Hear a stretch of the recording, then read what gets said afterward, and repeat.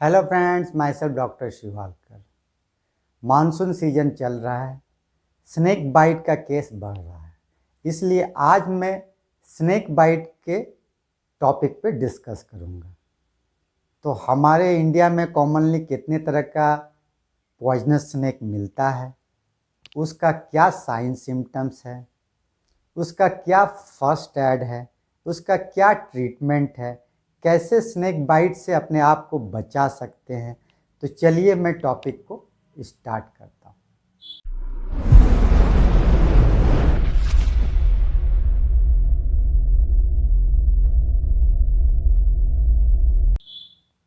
तो monsoon season में snake ज़्यादा क्यों दिखाई पड़ता है? तो इसका आंसर ये है कि स्नेक कोल्ड ब्लडेड एनिमल है। मीन्स इस सांप में थर्मो रेगुलेटरी सिस्टम नहीं होता है, जैसे हम ह्यूमन बीइंग्स में थर्मो रेगुलेटरी सिस्टम होता है। अगर टेम्परेचर बाहर का ज़्यादा हो या कम हो तो हमारे बॉडी का टेम्परेचर फिक्स रहता है, उतना ही रहता है। लेकिन कोल्ड ब्लडेड एनिमल में टेम्परेचर, अगर बाहर का टेम्परेचर वेरीज करता है तो इसका टेम्परेचर भी वेरीज करता है।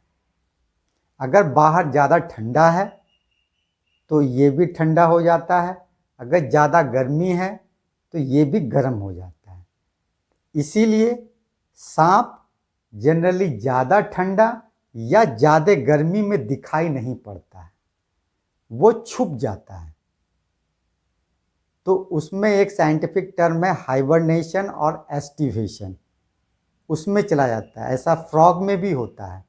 फ्रॉग भी देखेंगे कि आप मानसून सीजन में ही दिखाई देता है, जाड़े में और गर्मी में नहीं दिखता है। तो ये है कि ये टेम्परेचर कोल्ड ब्लडेड एनिमल है, इसलिए जाड़े और गर्मी में ये छिपके रहता है। और मानसून सीजन में चूँकि काफ़ी दिनों तक ये भूखा रहता है तो अपने फूड के लिए इसका चलता है और अपने फूड के लिए ये बाहर निकलता है। और दूसरा कि जहाँ ये छिपा रहता है वहाँ पानी भर जाता है, जिसके कारण से ये बाहर आ जाता है। अब बात करते हैं टाइप्स। इंडिया में कॉमनली कितने तरह का पॉइजनस स्नेक पाया जाता है? तो जनरली इंडिया में 4 तरह का पॉइजनस स्नेक पाया जाता है। पहला कोबरा, दूसरा करैत, तीसरा वाइपर। वाइपर में 2 है, Russell viper, saw scaled viper. इसलिए चूंकि 4 तरह का कॉमनली पाया जाता है, इसलिए एंटी स्नेक वेनम जो बनता है तो वो इन चारों स्नेक के वेनम से बनाया जाता है। तो वेनम कैसे बनाते हैं? तो वेनम को, हर एक स्नेक के वेनम को एनिमल में इंजेक्ट करते हैं और उससे जो एंटीबॉडीज बनता है हम उसे यूज करते हैं। तो इसीलिए इन चारों स्नेक के वेनम को एक साथ जो है कलेक्ट करके उसको यूज करते हैं, इसीलिए पोली एंटी स्नेक वेनम कहा जाता है। पोली AS भी कहते हैं। मतलब आपको कोई भी स्नेक काटेगा, चाहे कोबरा काटे, चाहे करैत काटे, चाहे वाइपर काटे, वाइपर में रसल वाइपर या सॉ स्केल्ड वाइपर काटे, आपको पोली एंटी स्नेक वेनम हम इंजेक्ट करते हैं उसके ट्रीटमेंट के लिए, क्योंकि इसमें चारों का वेनम जो है, उसका चारों का एंटी वेनम इसमें रहता है, जिसके ट्रीटमेंट में हम यूज करते हैं। अब बात करते हैं कि इसके इफेक्ट के अनुसार, सांप के पॉइजनस स्नेक के इफेक्ट के अनुसार इसे 2 कैटेगरी में बांटा गया है। पहला है न्यूरोटॉक्सिक, दूसरा है हीमोटॉक्सिक। न्यूरोटॉक्सिक में दोनों 2 स्नेक कोबरा और करैत को रखते हैं। करैत को चित्ती स्नेक भी बोलते हैं। और हीमोटॉक्सिक में वाइपर को हम रखते हैं। वाइपर में हमारा रसल वाइपर और सॉ स्केल वाइपर को हम रखते हैं। अब चारों स्नेक में मोस्ट डेंजरस कौन है? आपके मन में ये सवाल जरूर उठता होगा। चारों में मोस्ट डेंजरस रसल वाइपर है, क्योंकि ये रीनल फेल्यूर कराता है। न्यूरोटॉक्सिक स्नेक को तो हम पेशेंट को बचा लेते हैं, उसको एंटी स्नेक वेनम और वेंटिलेटर पे रख के, लेकिन रसल वाइपर आपको किडनी फेल्योर कराता है, जिससे पेशेंट का डेथ हो जाता है। अब बात करते हैं न्यूरोटॉक्सिक स्नेक, कोबरा अगर क्रैत काटता है तो उसका क्या साइन सिम्टम्स होगा। स्नेक हम न्यूरोटॉक्सिक क्यों बोलते हैं इसको, क्योंकि ये पैरालिसिस कराता है, मसल्स का पैरालिसिस करता है, मसल्स पैरालाइज हो जाएगा, जिससे इसका फर्स्ट साइन जो है टोसिस डिप्लोपिया। टोसिस डिप्लोपिया से क्या समझें कि जैसे नॉर्मल पेशेंट में हमारा आई जो है खुला रहता है, तो टोसिस पेशेंट में ड्रूपिंग ऑफ आईलिड मीन्स आपका जो आईलिड है वो धीरे धीरे आपका,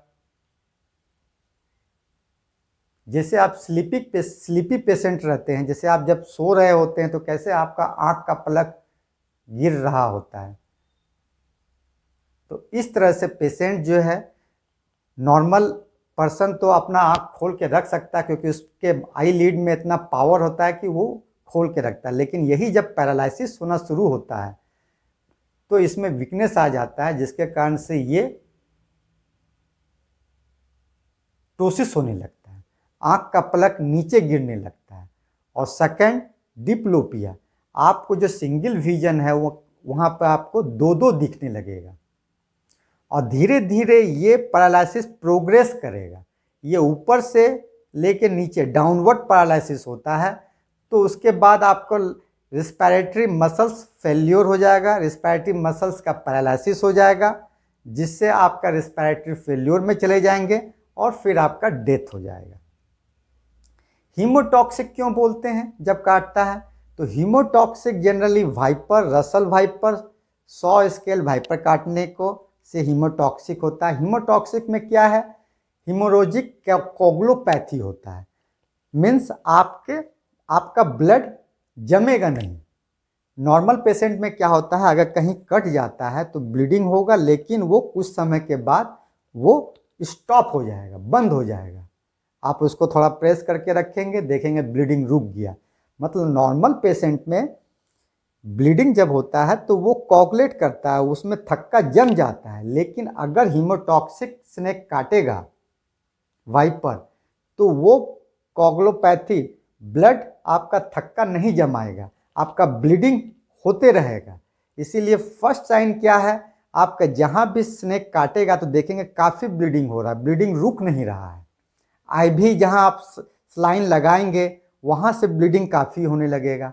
हिमेचूरिया होगा, पेशाब आपका रेड निकलेगा, पैखाना में आपका मेलिना होगा, काला निकलेगा, नाक से ब्लीडिंग, इपिटैक्सिस होगा, गम ब्लीडिंग होगा, हिमेटिमेसिस, ब्लड का वोमिटिंग होगा। तो ये सब प्रोग्रेस करेगा। अब बात करते हैं कि अगर सांप काटा तो सबसे पहले आपको ये जानना है कि ये पॉइजनस स्नेक काटा है कि नॉन पॉइजनस स्नेक काटा है।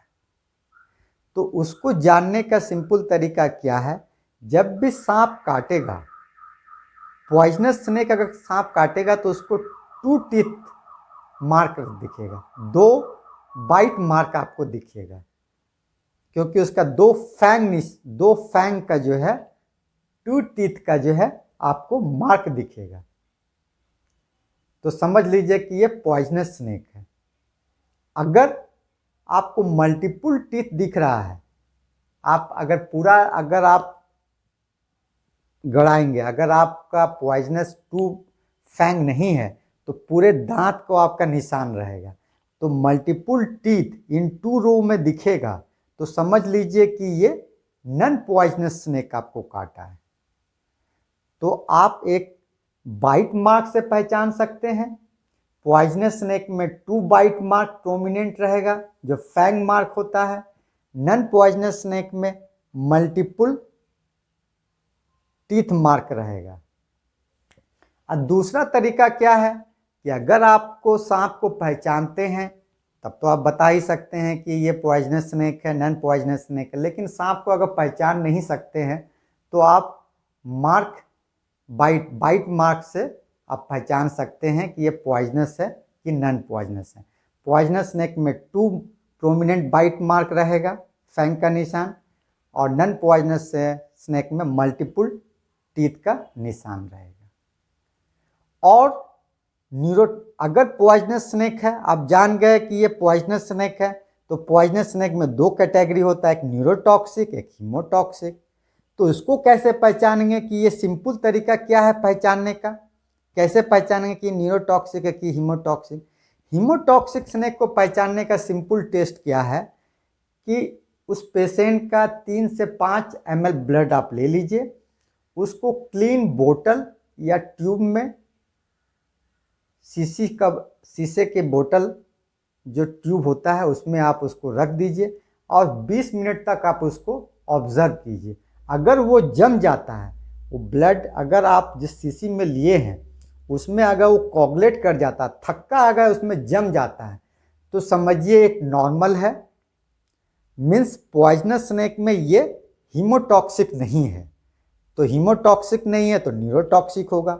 अगर इसको पॉइजनस स्नेक काटा है, अगर ये हीमोटॉक्सिक को जानने के लिए ये टेस्ट है, अगर ये टेस्ट नॉर्मल है, मतलब कोगुलेट हो रहा है, तो मतलब कि ये नॉर्मल, जैसे पेशेंट में कोगुलेशन होता है, ब्लड का थक्का जम रहा है, तो मीन्स ये नॉर्मल टाइप के पेशेंट में जैसे हमारा थक्का जमता उस तरह से है, तो मतलब ये हीमोटॉक्सिक नहीं है, इसको न्यूरोटॉक्सिक काटा होगा। और दूसरा तरीका हीमोटॉक्सिक का क्या है, जहां काटेगा वहां ब्लीडिंग ज़्यादा होगा, जहां पर आपका टीथ, जहां पर बाइट मार्क रहेगा वहां पर ब्लीडिंग ज़्यादा हो। तो ये 2 तरीके से आप हीमोटॉक्सिक को पहचान सकते हैं। अब न्यूरोटॉक्सिक है तो न्यूरोटॉक्सिक में क्या साइन सिम्टम्स होगा, तो पहला है कि टोसिस होगा, ड्रूपिंग ऑफ आईलिड, आँख का जो पलक है वो गिरने लगेगा। और दूसरा, विजन आपको 2 दिखेगा, एक चीज़ डिप्लोपिया हो जाएगा, 2 डबल दिखेगा।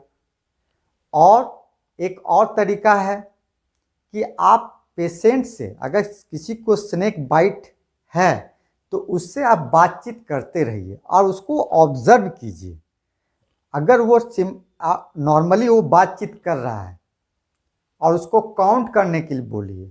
Generally normal patient single breath में, एक सांस में वो 30 तक वो काउंट कर सकता है, लेकिन यही अगर न्यूरोटॉक्सिक स्नेक काटेगा तो वो सिंगल ब्रेथ में वो 30 तक काउंट नहीं कर पाएगा, क्योंकि उसका मसल्स उसका धीरे धीरे पैरालिसिस होगा, तो वो बात नहीं, सिंगल ब्रेथ काउंट बोलते हैं इसको। अगर वो एक सांस में 30 तक काउंट कर पा रहा है तो उसका रेस्पिरेशन सही से हो रहा है, अगर नहीं कर पा रहा है मीन्स पैरालिसिस शुरू हो चुका है।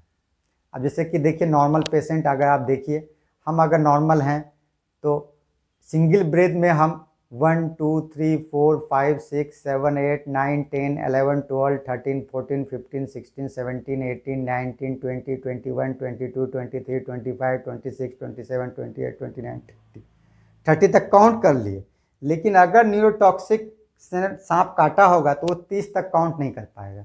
1 2 3 4 5 6 7 8 9 10, वो इस तरह से हो जाएगा।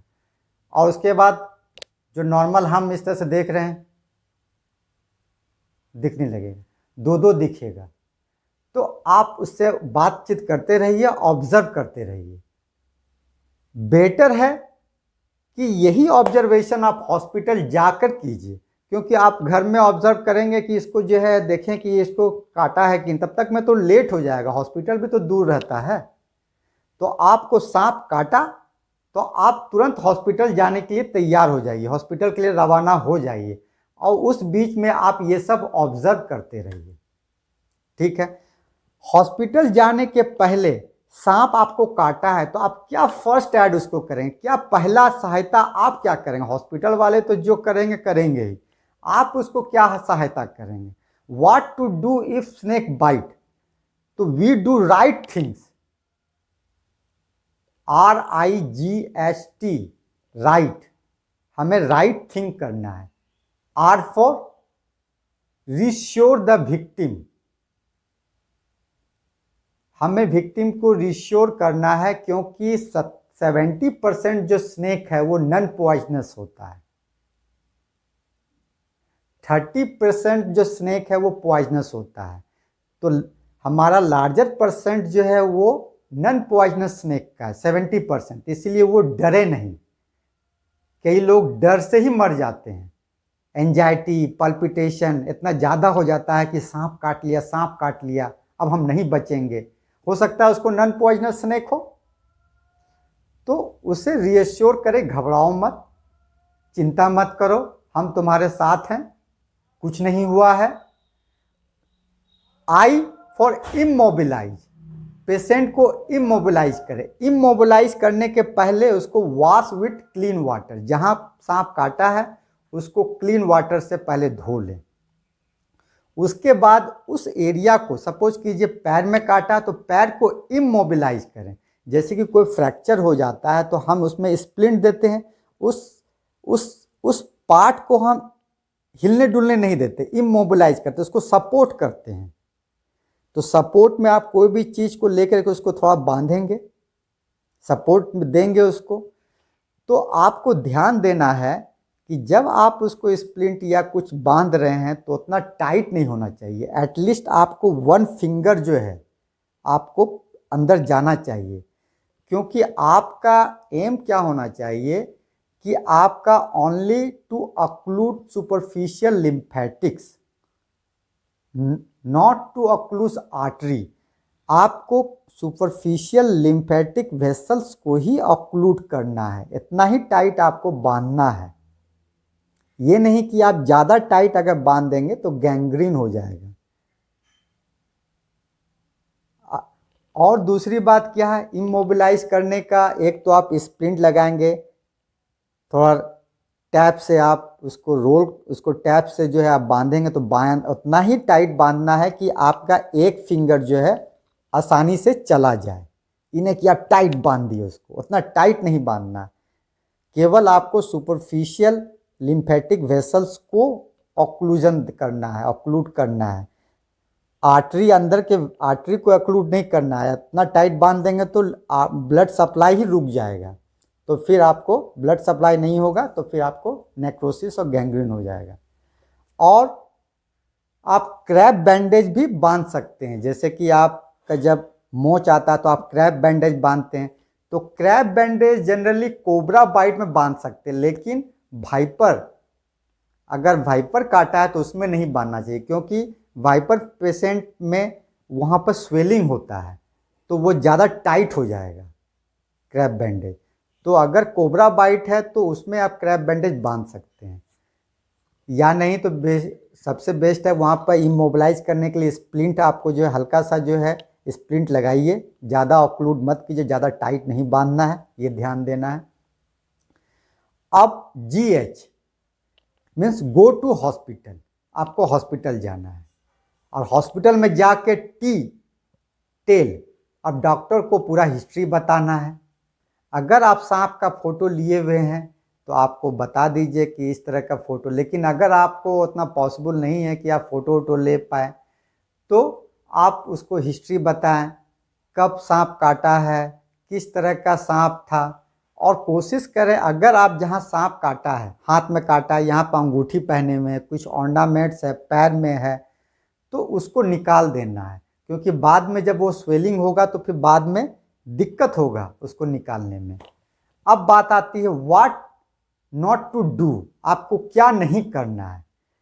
पहला हमारा ओल्ड ट्रेडिशनल मेथड था जिसमें हम शक करते थे, जहाँ पे सांप काटता था वहाँ पे हम खून को चूसते थे और वहाँ पे क्रॉस का निशान लगाते थे, तो वो चीज़ नहीं करना है। और दूसरा, पहला है कि नो सकिंग, शक नहीं करना है, नो कटिंग और नो टाइट, टॉर्निकेट नहीं बांधना है। कई लोग क्या है रस्सी से बांध देते थे टाइट से कि ब्लड उसको ऊपर जाएगा नहीं, वो नहीं करना है, अदरवाइज गैंग्रीन हो जाएगा तो फिर बहुत दिक्कत होगा। अगर आपको बांधना है हल्का सा 1 फिंगर गैप इतना ही करना चाहिए कि एक फिंगर आसानी से पास हो जाए। और नो इलेक्ट्रिक कॉटरी, आपको कॉटरी वगैरह वहाँ पर यूज नहीं करना है। और लास्ट मोस्ट इम्पॉर्टेंट, झाड़ फूक पे नहीं करना है। कई लोग, ठीक है, वीडियो काफ़ी लंबा हो गया। नेक्स्ट वीडियो में मैं उसके प्रिवेंशन कि आप स्नेक बाइट से अपने आप को कैसे रोक सकते हैं और उसका हॉस्पिटल पहुंचने में क्या उसका ट्रीटमेंट कर सकते हैं, क्या उसका ट्रीटमेंट करेंगे, उसके बारे में मैं डिटेल में डिस्कस करूंगा। आई थिंक मैंने अभी तक आपको डिटेल में सारी जानकारी दे दी। लाइक कीजिए, शेयर कीजिए, ताकि दूसरे लोग भी इसका फ़ायदा उठा सकें। आप अपने में ही सीमित नहीं रहिए, क्योंकि मैं तो मेहनत से आप लोगों के लिए ही वीडियो बना रहा हूँ और आप सिर्फ देखेंगे और अपने में रहेंगे। आप अगर ज़्यादा सेल्फिश रहेंगे तो इससे दूसरे का कोई फ़ायदा नहीं। मैं तो कोशिश कर ही रहा हूँ, आप भी थोड़ा एफर्ट लगाइए कि ताकि दूसरों भी इसका फ़ायदा उठा पाए। और अगर कुछ प्रॉब्लम है तो कमेंट बॉक्स में लिखिए या कांटेक्ट कर सकते हैं। नॉलेज ही बचाव और इलाज है। अगर जब तक किसी चीज़ के बारे में आप जानकारी नहीं रखेंगे तो उससे आप बचाव भी नहीं कर पाएंगे और उसका ट्रीटमेंट भी नहीं कर पाएंगे। अगर कुछ प्रॉब्लम है तो कमेंट बॉक्स में लिखिए या कांटेक्ट कीजिए या अपने फैमिली डॉक्टर से डिस्कस कीजिए।